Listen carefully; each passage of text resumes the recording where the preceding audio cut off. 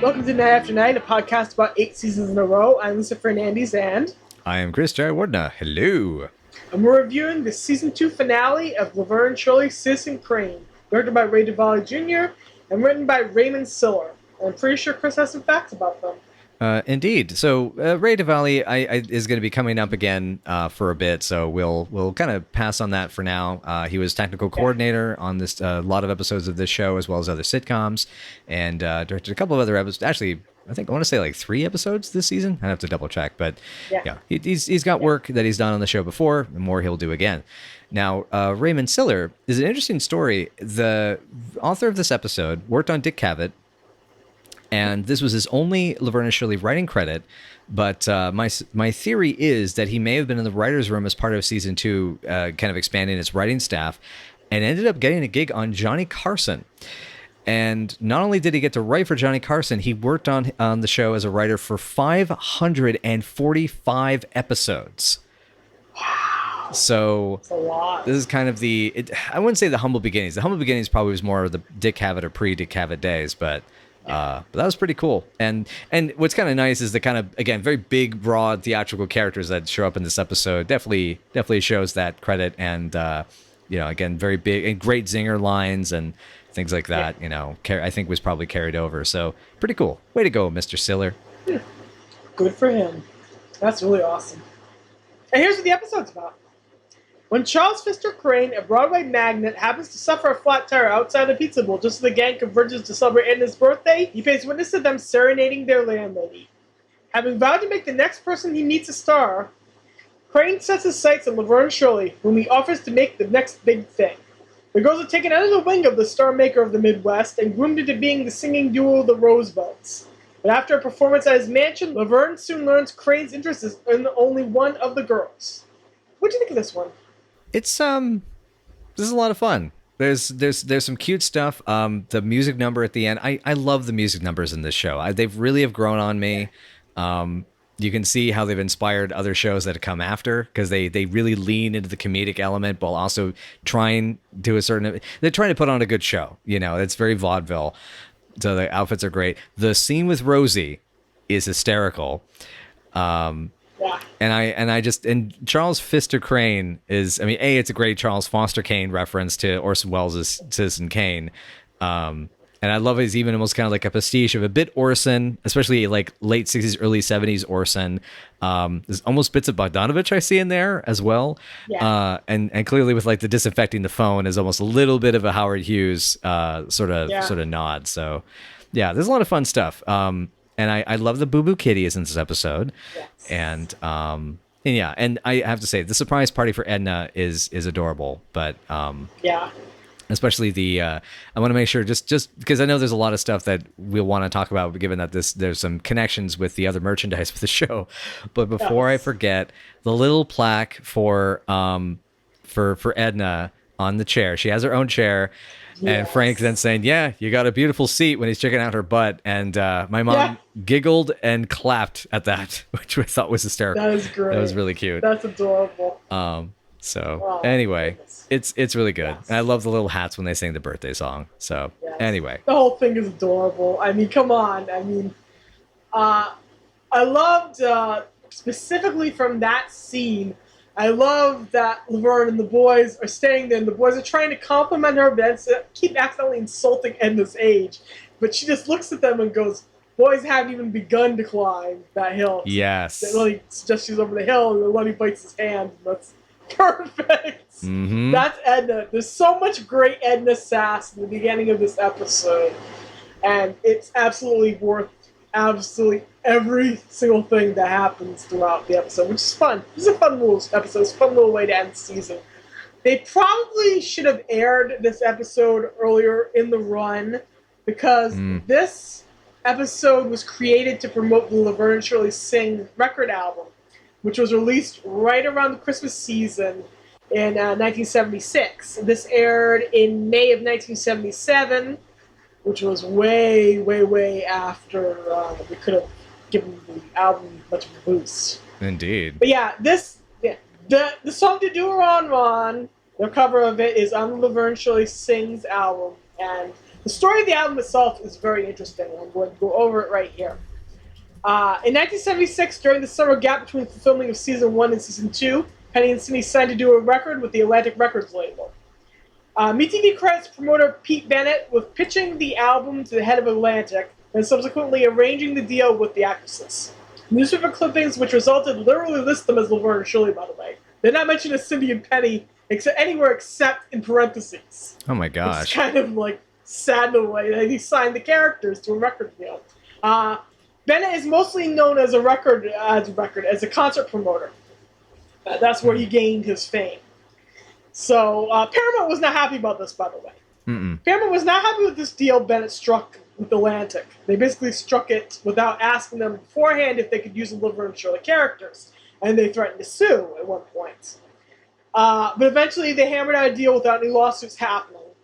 And the deal was struck, and over those months, the recording for the album began.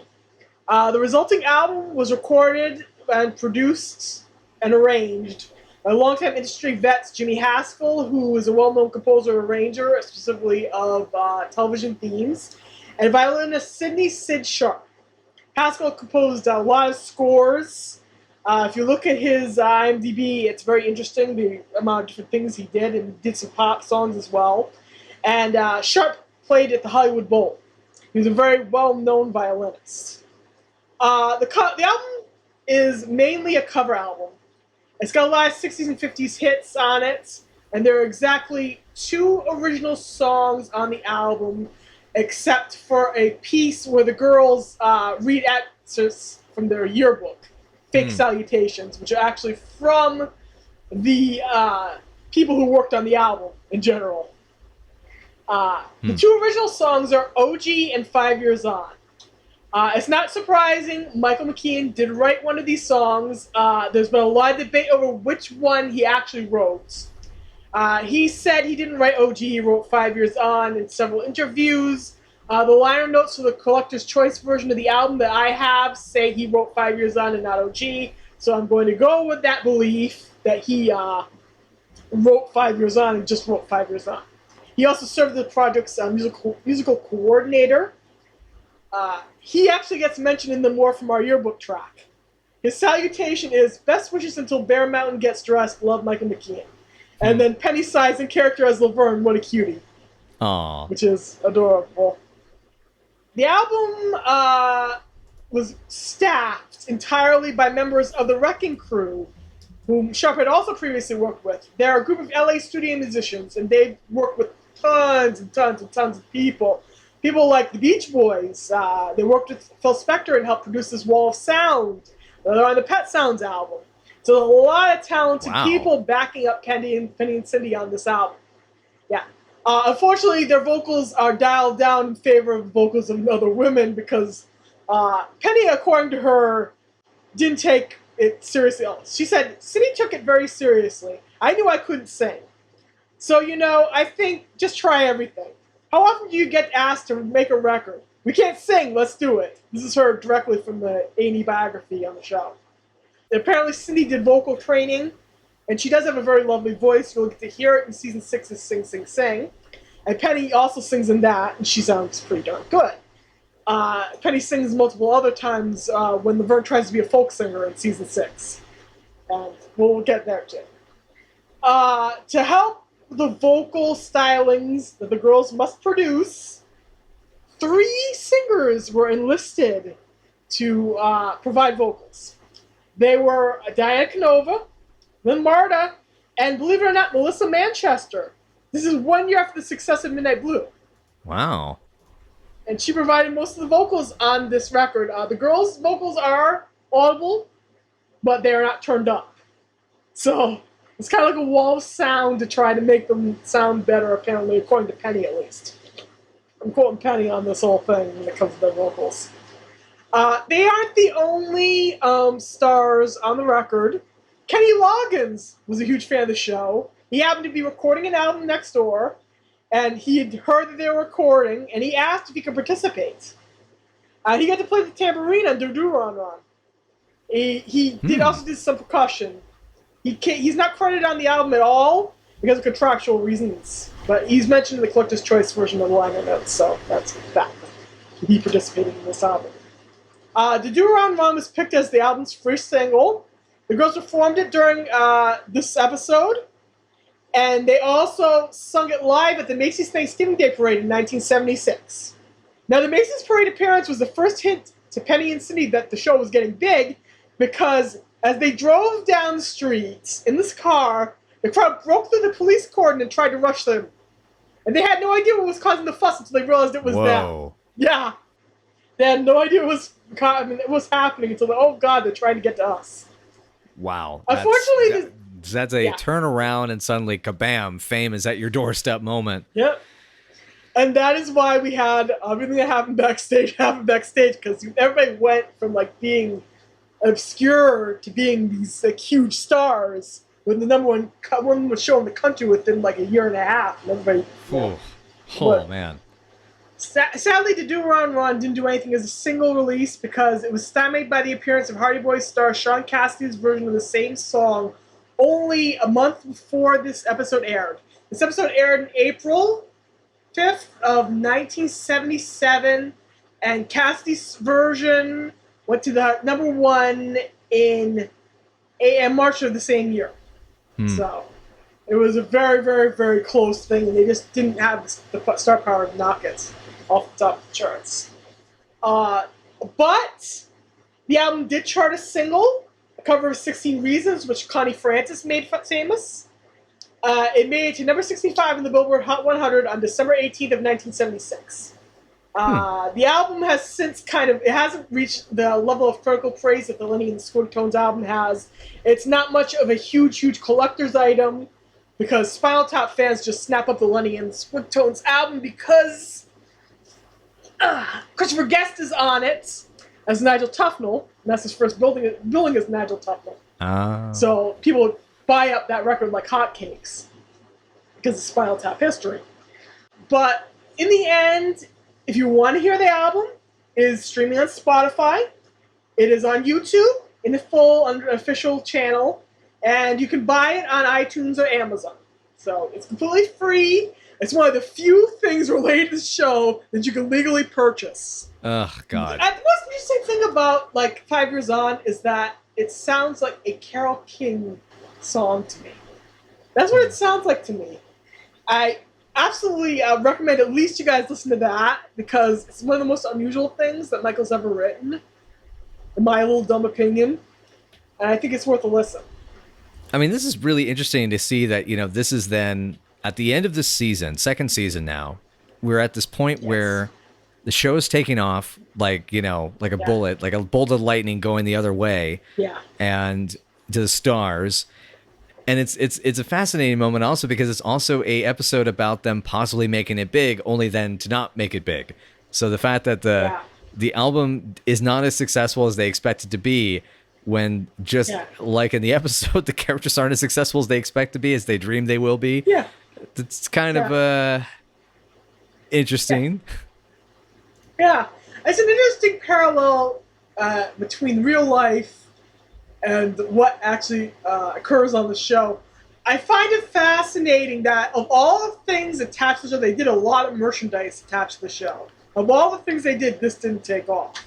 And I don't know why this didn't take off, because even John Travolta notched a hit when he was Barbarino before Grease happened for him. I mean, if you were a person who was famous in the 70s, you had a pretty decent shot at having a number one hit for at least 1 week on the Billboard charts. Wow.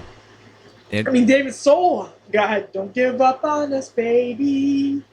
There was a lot of people who had hits just because they were on TV. And that happened in the 60s, and that happened in the 70s. And you figure probably that was just the ubiquitous television, appliance in all of these American homes that, it becomes your marketing. Yeah. It's like the way the show tried to create dance craze for Carmine far too late. They had 2 attempted Fonzie dance crazes on Happy Days. They didn't have Do the Mork. And to think, to this day, we still remember Do the Mario more than we remember the Mork. Yeah, they didn't have to do the work. That didn't happen. That never happened. Amazingly, we never got to do the work. That was not a thing. But yeah, do the Mario. Now that's stuck in my head. I have the Vine Sauce Vinny version stuck in my head. Eat the Mario. You're welcome. I love you. I love you too. Now it's gonna be stuck in my head all day. But yeah, back to the episode. I love Edna in the beginning, like I addressed earlier. Everything about the gang just pulling her out and showing how much they care about her. And putting on party hats and bringing her cake and giving her a chair and writing a song. I think Michael composed the song. I'm almost 100% sure that this is his composition. And that song is what launches the girl's quasi-career, which is, of all things. Yep. Because it's very much friends just writing the song for the tribute to their close friends. So, yeah. It is. Yeah, see, it's not the kind of thing that would impress an impresario. Right. That's right. And I did, you know what? I forgot to mark down the notes, but I did look up Severin Darden, who played Charles Pfister Krane. He is, I believe, the human villain of Battle for the Planet of the Apes from 1973. Because I've seen all the Planet of the Apes movies, but I haven't seen Battle for the Planet of the Apes in a long time. But he was mostly just a character actor. He's even he's in Hopscotch. I love that movie. Oh, cool. And when you look at his credits, I mean, this guy's played a lot of kind of similarly to some hoity-toity characters. Yes. Good Lord, this guy was in Vanishing Point. Must have been one of the sheriffs or something. But yeah, so Severin Darden, yeah. So unfortunately, he doesn't come back as far as I know for as far as I'm seeing here as any other characters in Laverne and Shirley, but did a good job as Citizen Krane. Yeah. That's cool. That's cool. Yeah, and I love the aspect of how, you know, Krane is, you know, he's got so much ego that he's going to, you know, create a star. I'm the star maker, Yes. you know, and Yes. it's a, and yet still he looks at Lenny and Squiggy, you know, who actually are, you know, pretty decent as a doo-wop band, a rock and roll band, you know, act. You know, what's the line here? Yeah, I couldn't even make you human, you know, and. And you know, it's just such pomp, you know, and especially that line that always just made me cringe was, "I am going to mold you. How does that make you feel?" And like old bread. that response is perfect, you know. It's Yes, exactly. yeah, and just it's and I love the aspect when later it's revealed that what is it about he says this, I'm trying to find the exact line. Yeah, I have an in with the critics. I own them. And Laverne's come back. You dressed them up real nice. And yeah, but when it comes down to it, when he goes, you know, it's because there's a. I know, you know, during the last few episodes, my language has definitely been a thing. But he goes, "You're boffo, she's stinko," and. Which you know, and then he later goes on to say, "You will do as I say," and my response to that is just, "Nope, that's not happening, fucko." Like, I mean, there's even the bit where he makes the kind of racially insensitive remark, and you could be another Eartha Kitt if we could have cinnamon and hand gestures at her about, like, you know, colorizing her, and it's like, God, the implications of that one. But yeah, it's kind of cute that it all starts from a really innocent, really sweet, you know, they all love Edna. She's the auntie / mom / girlfriend. And, you know, and I often find that's always what connects with people, though, is when it's something genuine. It's something from the heart, you know, something you're not trying to be anything more than yourselves. Yeah. Yeah. Ultimately, the lesson is that losing your best friend and being inauthentic is not worth fame. Yeah. And you gotta agree with that in a lot of ways. I was going to mention that Squiggy mentions that his sister gets around. We will meet Squiggy's sister eventually. Oh. It's going to take a bunch of seasons. It's unfortunate that, you know, the season that it's in, but we do get to meet his sister. Okay. And her name is Gwendolyn. Her name is Gwendolyn, which is kind of Oh, amazing. oh man. At some point, they forget his first name is Andrew. Like, why would it be Andrea? Like, That's just I'm thinking that Gwendolyn then is just going to be a secret boss in Dark Souls 4. I don't know. Shout out to my Dark Souls homies. Oh my gosh. Anyway. Uh, Yeah, but no, I love their like, yeah, it has a reputation. Yeah, so does my sister. And Carmine's laugh about that. It's like, whoa, okay. Yeah, I know. Like he has done something filthy with Squiggy's sister. Or at the very least, he's been witness to or has heard the stories about like, God. Yeah, but Lenny laughs at it too. Yeah. Oh, yeah. Though I think Squiggy would probably murder him if he touched his sister. Oh, I'm sure. Like, yeah, throw him out a window or something. Versa. Probably vice versa as well. Did you just say throw him out a window? Yeah, I'll say that. Mm-hmm. Future canon is calling. I love the line when the girls are meeting with Krane. Rembrandt doesn't paint by numbers because they're trying to, be impressed by the art. It's like that's a real Rembrandt. Oh, the Rembrandt. Yeah, it's like, it must be like that must be 50 years old. Yeah. Oh God. Yeah, and oh God, poor Rembrandt. For him to be, it's an unintentional diss on a 17th century painter. I've actually seen Rembrandts in person. They're amazing. Yeah, me too. Yeah, they're magnificent. But yeah, and yeah, there's so many little details though, like the lines, like as you pointed out, the painting. It's like, here's the drawing room. Oh, you draw too. Yeah, that's a great line. And I love his silly robe in that scene too. That is so Charles Pfister Krane. Yeah, exactly. Yeah. I love the performance. The girls actually performed a do-run together. Mm-hmm. That's a really great little moment. Complete with the American flags and tap dancing. Yep. Which is very much them in their own way, and very much what would impress this kind of dude, because he's a Broadway kind of guy. Yep. So that was nice. I liked Rosie groveling to them because she wants this guy's attention, which is interesting because she's only just started to get into like being in the performing arts as of this last couple episodes. She's taking lessons with Carmine, but she just literally grovels to them while they're getting their dresses made, and which is a very un-Rosie thing to do, considering it takes a lot to get beyond that pride of hers. Mm-hmm. Which is interesting that like. Part of me wonders, I don't know what the shooting order of these episodes were, but it's like, was there a thought, like, was Carol like adding this element that Rose is, her marriage was starting to get on the rocks because, Ogden was starting to figure out about the affairs, and, is the world, is things not working out the way she wants them, and so she is getting a little more desperate, she needs more adventure, she's unhappy, and because that groveling show is the sign of desperation of like, things are going horribly wrong in my life. Please, I need something.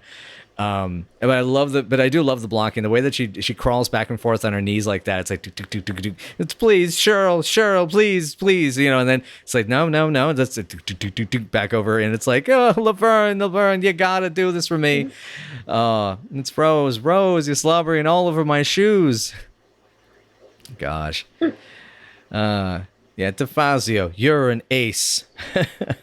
Oh man, that whole thing is beautiful. Yeah. One thing I wanted to point out, I didn't catch this till the second viewing, which I'm pissed at myself for not catching it.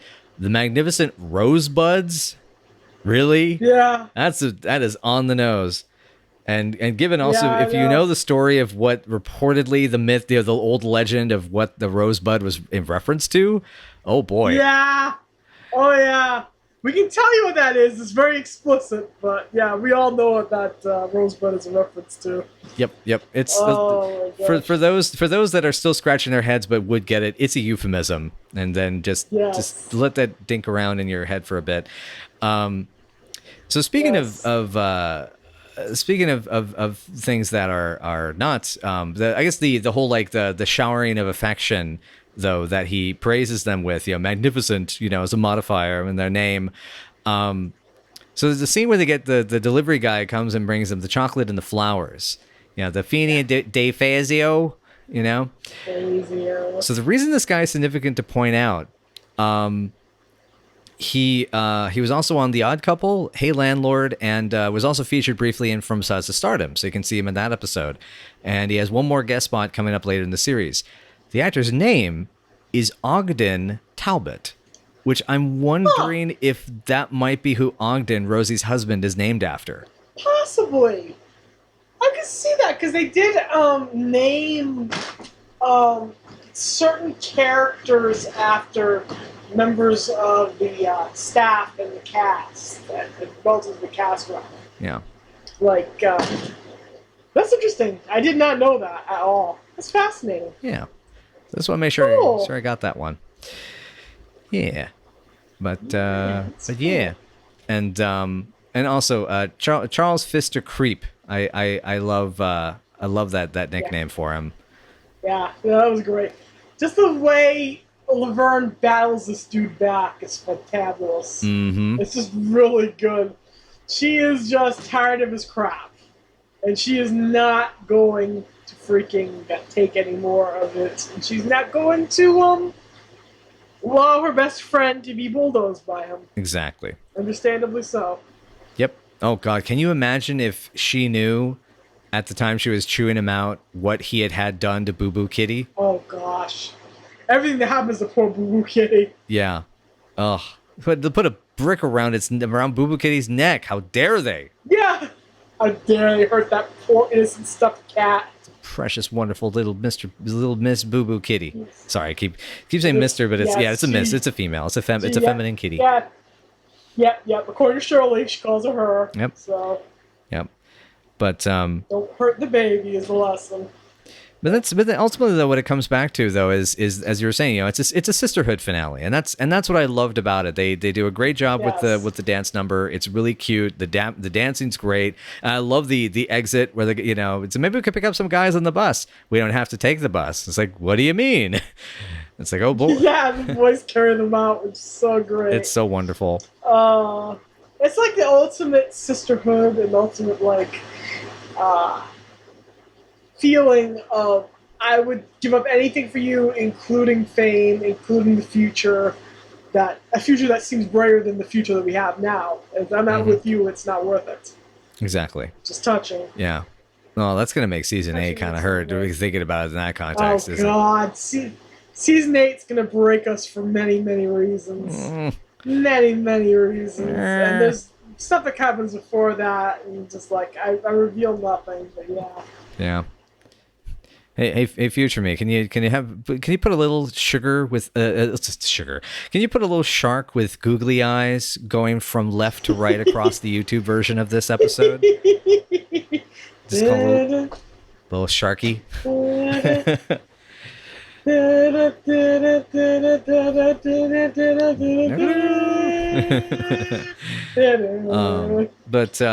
yeah, it was good. It's very solid writing throughout. I really like the Krane, and as much as he's such a jerk, I liked the Krane character. I would have loved to have seen him come back. He's kind of like Mr. Fischoeder, from Bob's Burgers. Yes, Bob's Burgers. Yeah, he's just about the right level of eccentric. Exactly. And grand and condescending that matches him. I would have liked to see him come back too. Yeah. So, what you gonna go with the ranking?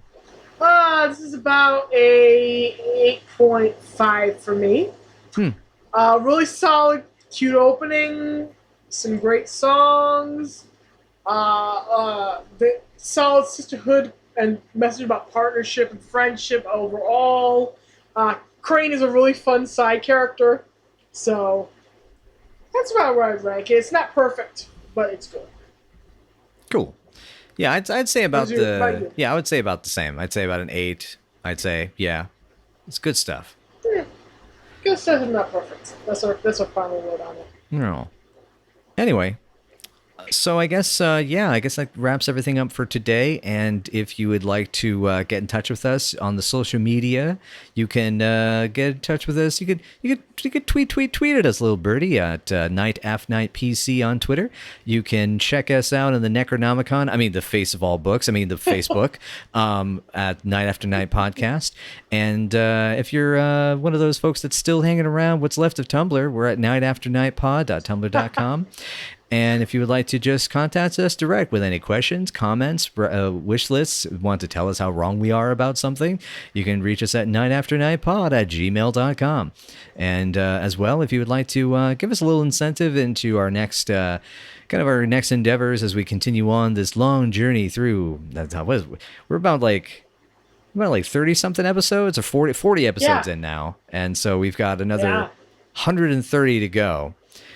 But if you would like to incentivize us to get up to an even 200, you can drop us some doolars on Patreon, which would be greatly appreciated. We'll love you forever for it. Thank you very much, Joe. Yeah. And I think we're gonna. This is it for season 2, right? Yeah. Wow. This concludes season 2. Moving on to season 3, which is when the show became the #1 show in America, and began to rule the airwaves for a grand total of 2 seasons in a row. Wow. So, yeah. And a bit of a trivia note. This is kind of a behind-the-scenes thing. So I have a Google Doc that has all my notes when I write these episodes. I have my notes from recording and stuff like that, so when we have to make little cuts or whatever. And then we sometimes say, it's like, no, keep that in. No, keep that in. No, I screwed that up. Cut it out. Anyway, but that aside, it's all my little lines. So example, the juggling stooge and the episode of two of our clowns are missing. This file is 85 pages long. Wow. So if you're thinking to yourself about doing a podcast about a TV series, you're going to get intimate with this TV series. And whatever TV series it is. And but it's a darn good time. And Lisa, as always, thank you so much for dragging me on this journey. You're so welcome, darling. All right. I guess that's it. I guess we'll see you guys next time for season 3. Yes. Bye, y'all.